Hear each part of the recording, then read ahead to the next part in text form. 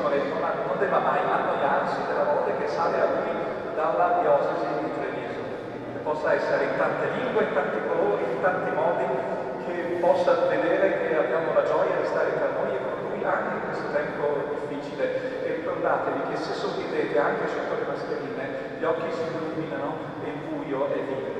Nella solennità dell'Epifania del Signore in un tempo difficile, Monsignor Michele Tomasi torna nella sua comunità dopo 10 giorni di isolamento fiduciario.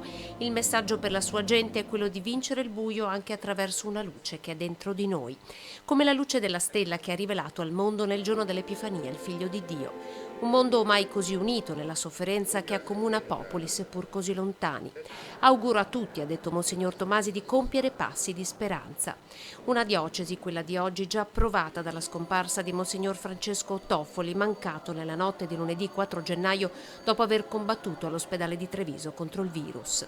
Non chiudiamoci soprattutto in noi stessi, non lasciamoci prendere dalle nostre paure e soprattutto non tagliamo gli altri fuori dalla nostra vita. Possiamo far entrare gli altri nella nostra vita anche con le regole di distanziamento, anzi a maggior ragione. È proprio un impegno che dobbiamo prendere. È bello poter essere insieme, è bello quando si è da soli sapere che non si è da soli. Ecco, a tutti chiedo di stare vicini a quelli che sono isolati, a quelli che sono ammalati, a quelli che sono negli ospedali e far loro sentire perlomeno la forza del loro pensiero e della loro preghiera. Una Santa Messa, quella di oggi, animata dalle comunità cattoliche in lingua straniera. Tutte le lingue unite in un unico messaggio, quello che rivela la profezia della salvezza.